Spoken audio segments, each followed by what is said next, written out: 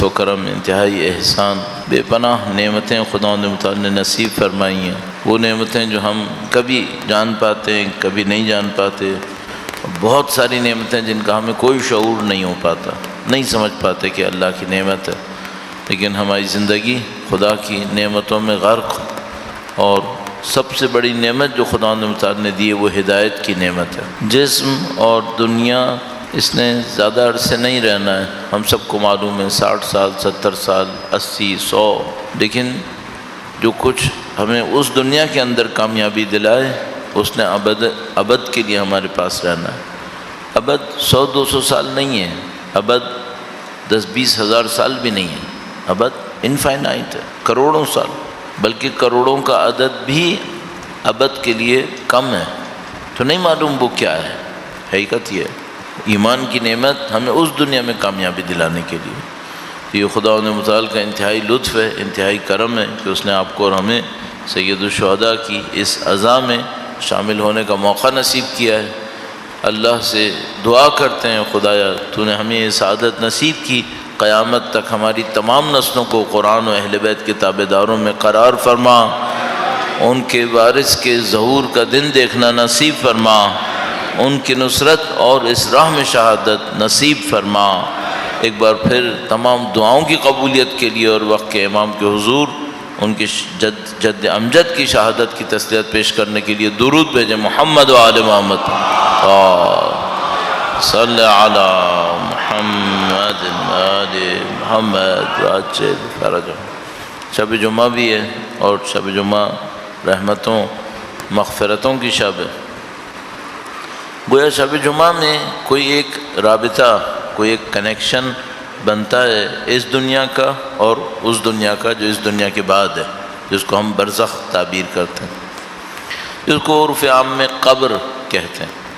جب ہم لوگ قبر کہتے ہیں تو ظاہر ایک مطلب وہ زمین کا ٹکڑا ہوتا ہے جس میں جسم کو یا جسد کو دفنایا جاتا ہے، لیکن روایتوں میں جب قبر تعبیر کیا جاتا ہے، مثلاً شب اول قبر یا قبر میں سوال منکر و نکیر، اس کا مطلب پوری دنیا ہے۔ یعنی جس طرح یہاں پہ ابھی آپ ایک دنیا میں رہ رہے ہیں اور اس دنیا میں دوسرے لوگ بھی ہیں، انسان ہیں، زندگی گزار رہے ہیں، قبر بھی ایک دنیا ہے۔ نہایت یہ کہ اس دنیا میں معاملات کچھ اور ہیں، اس دنیا میں معاملات کچھ اور ہیں، لیکن وہ بھی ایک دنیا ہے۔ ایسا نہیں ہے کہ مثلاً وہاں پر یہ 1.5 گز کی جگہ ہے، 1.5 گز کی جگہ ہے جہاں پہ آپ زندگی گزار رہے ہیں۔ پوری دنیا اعمال کے اوپر منحصر ہوتے ہوئے وہ دنیا اچھی ہے یا نعوذ باللہ، خدا نہ کرے نعوذ باللہ تعالی، وہ دنیا بری ہے، لیکن پوری دنیا ہے۔ اس دنیا میں اور اس دنیا میں فرق کیا ہوگا؟ بہت ساری چیزوں میں فرق ہوگا۔ مثلاً اس دنیا میں ہمارا جو وجود ہے وہ مادی وجود بھی ہے، معنوی روحانی وجود تو ہے جس کو ہم روح یا نفس تعبیر کرتے ہیں، لیکن ایک مادی وجود ہے۔ اس دنیا کے اندر یہ وجود اس طرح کا مادی وجود نہیں ہے جس میں گوشت پوشت اور ہڈیاں ہیں، ظاہر ہے ویسا نہیں ہے، یہ صرف اس دنیا کے اندر ہے۔ اس دنیا میں وجود کسی اور قسم کا ہے۔ مثلا کیا کہتے ہیں اس کو کہتے ہیں مثالی وجود۔ مثالی وجود سمجھ سکتے ہیں، جیسے مثال کے طور پر جیسے اسموکی ایگزسٹنس ہوتی ہے، جیسے کوئی دھوئیں کی سی شکل ہوتی ہے، اس طرح کا کوئی وجود سمجھ سکتے ہیں جس کے اندر شیپ ہے لیکن میٹر نہیں ہے، شیپ ہے لیکن مادہ نہیں ہے اس کے اندر، جیسے جسم نہیں ہے، تو ایک مثالی وجود اس کو تعبیر کرتے ہیں۔ پھر وہاں پہ ایک اور جو بہت بڑی خوبی ہے یہاں کے مقابلے میں، وہاں پہ جہالت نہیں ہے، بے خبری نہیں ہے، وہاں پہ خبر ہے۔ ممکن ہے کچھ چیزیں وہاں پر بھی بعض لوگوں کو نہ پتہ چلیں، لیکن یہاں کے مقابلے میں وہاں خبر بہت زیادہ ہے۔ اس کی ایک مثال عرض کرتا ہوں، درود بھیجے گا محمد و آل محمد، صلی علی محمد آل محمد۔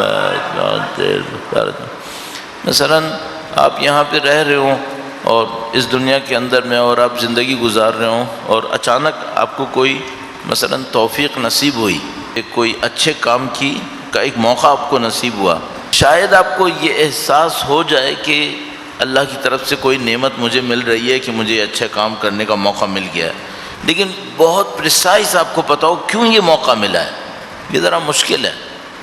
عرفا کو شاید پتہ چل جاتا ہو، ہم لوگوں کو یہ پتہ نہیں چلے گا.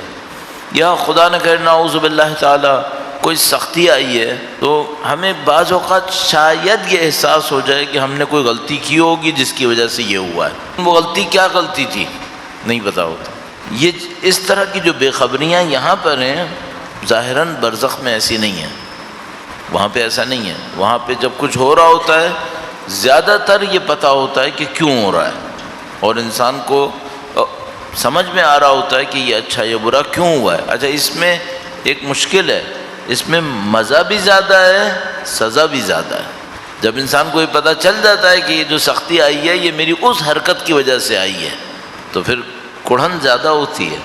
اور جب اس کو کوئی نعمت ملتی ہے اور پتہ چلتا ہے کہ میرے اس اچھے کام کی وجہ سے ہوئی ہے یہ نعمت ملی ہے، مزہ بھی زیادہ آتا ہے.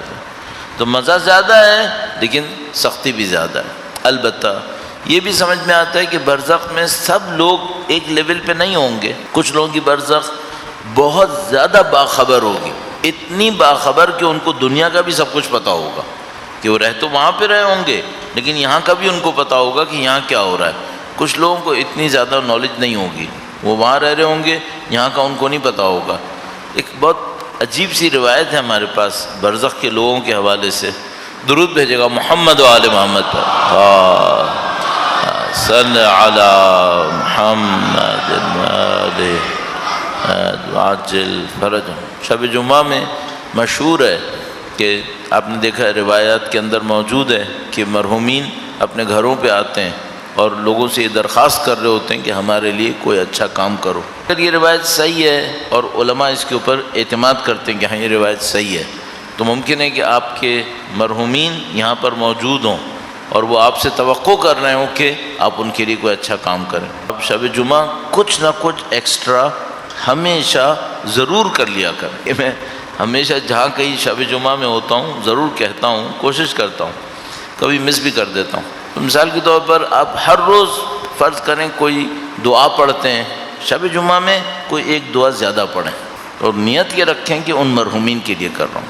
تو مثلا دعائے کمیل پڑھ لیں، دعائے توسل پڑھ لیں، حدیث کتاب پڑھیں، کوئی ایک کام تھوڑا زیادہ کریں اور وہ ان مرحومین کے لیے بھی رکھیں. کوئی نماز پڑھ لیں، کوئی استغفار زیادہ کر لیں، درود زیادہ پڑھ لیں، صدقہ ضرور دیں تاکہ انشاءاللہ آپ کے مرحومین آپ سے خوش رہیں.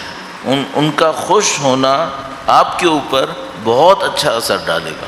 اور اگر ایسا ہوا کہ وہ آپ کے مرحومین میں کچھ لوگ ایسے ہوئے جو بہت پاورفل ہوئے وہاں پر تو پھر آپ کی پارٹی وہاں پہ بہت مضبوط ہو جائے گی. جانے سے پہلے لوگ آپ کے خیال رکھنے والے موجود ہوں گے. تو اس ایک راستہ کہ آپ اپنی پارٹی وہاں مضبوط رکھیں وہ میں ابھی آپ کی خدمت میں عرض کرتا ہوں. یہ جب ہم لوگ کہتے ہیں ایسی باتیں تو 10-15% لوگ 20% لوگ کر لیتے ہیں. آپ دیکھیے گا انشاءاللہ. درود بھیجیں محمد و آل محمد. صلی علی محمد و آل محمد عاجل فرج. اس دنیا میں ایسا ہو سکتا ہے کہ آپ کسی کے لیے دعا کریں اسے نہ پتہ چلے کہ آپ نے اس کے لیے دعا کی ہے، یہ ہو سکتا ہے. البتہ عرفا کے ساتھ ایسا نہیں ہوتا، انہیں پتہ چل جاتا ہے کہ کوئی دعا کر رہا ہے ہمیں. تو آیت اللہ مرزا جواد ملکی تبریزی جو آیت اللہ خمینی کے استاد تھے، ایک دفعہ اپنے کسی شاگرد کے گھر صبح فجر کے بعد کمرے میں پہنچ گئے.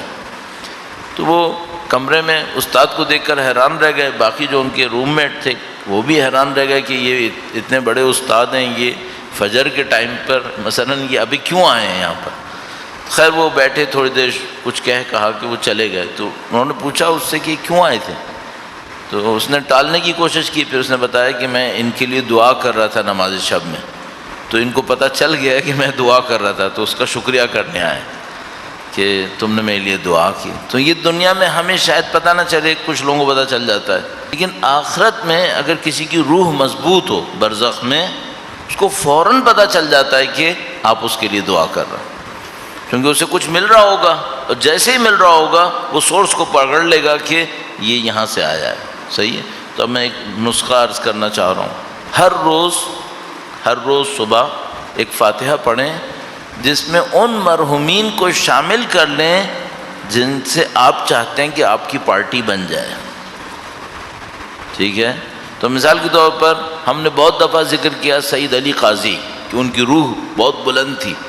تو آپ یہ چاہتے ہیں کہ آپ کا سید علی قاضی سے کوئی رشتہ ناتا جڑ جائے، ہر روز صبح فاتحہ پڑھیں، والدین کے لیے بھی پڑھیں اگر دنیا سے گزر گئے، اپنے اعزاء اقربا کے لیے پڑھیں، ان کو بھی شامل کر لیں، آپ کا کنیکشن بن جائے گا. اب اس طرح کی اگر آپ نے ایک عادت بنا لی تو آپ بڑے بڑے علماء، عرفاء، شہداء ان کو اس فاتحہ میں شامل کریں، تو اس دنیا میں آپ کی جان پہچان کے لوگ بڑھ جائیں گے. اور جب آپ وہاں جائیں گے، میں انشاءاللہ کہنے والا تھا، پھر میں رک گیا، میں نے کہا آپ کو برا لگے گا، جب میں انشاءاللہ جاؤں گا تو پھر وہاں پر مثلا جان پہچان زیادہ ہوگی. لوگ جانتے ہوں گے کہ بھئی یہ وہ بندہ ہے جو ہمیں ہر روز مثلا ایک ٹکڑا بھیجتا تھا، تو کچھ نہ کچھ وہ سنبھال لیں گے. اور ظاہر ہے سب سے بڑی امید اور واقعی امید تو ہماری در اہل بیت سے ہے، یہ بھی ہمیں در اہل بیت سے نزدیک لانے کا سبب بنے گا. اللہم صل علی محمد وآل محمد. یہ بھی ایک سبب بنے گا کہ انشاءاللہ آپ ان کے شاگردوں کو جو ان کے دین، ان کی فکر کو لوگوں تک پہنچاتے تھے، آپ ان کے لیے فاتحہ پڑھ رہے ہوں گے، تو اس سے توجہات حاصل ہوں گی انشاءاللہ تعالی. اس میں جو بر صغیر کے بڑے علماء ہیں ان کو بھی شامل کیجیے گا جنہوں نے واقعاً محنتیں کی ہیں. نقن صاحب ہیں، ذیشان در جوادی صاحب ہیں، مفتی جعفر حسین صاحب ہیں، صفدر حسین نجفی صاحب، علامہ شہید عارف حسین حسینی، سید محمد دہلوی بہت بڑا نام، ابن حسن جارچوی، اسی طرح آپ کے علاقے میں اور کھاردر میں مصطفیٰ جوہر صاحب ہوتے تھے. اس طرح کچھ علماء ہیں جنہوں نے بہت محنتیں کی ہیں واقعاً. کچھ نے تالیف اور تصنیف میں بہت محنت کی ہے، میں ان کی ہمیشہ زیادہ قدر کرتا ہوں جنہوں نے تالیف اور تصنیف میں بہت محنت کی ہے. وہ اور کچھ نام میں ابھی میرے ذہن سے نکل رہے ہیں، خاص کر مثلا جنہوں نے اس کافی کا ترجمہ کیا، میرے ذہن سے نام نکل رہا ہے. تو یہ جو بڑے نام ہیں ان کو شامل کریں. اسی طرح شہداء میں نے آپ کی خدمت میں عرض کیا جن کا واقعاً ہماری قوم کے اوپر ایک احسان ہے کہ انہوں نے سید الشہداء کی پیروی میں اپنی جانیں دی ہیں. تو ان تمام کو کہیں نہ کہیں اپنی فاتحہ میں لے کر آئیں تاکہ انشاءاللہ رابطہ اچھا رہے. ایک بار پھر تمام مرحومین کے درجات کی بلندی کے لیے علماء، عرفاء، فقہاء، شہداء، آپ کے اور ہمارے مرحومین درود بھیجیں. محمد و آل محمد. صلی علی محمد.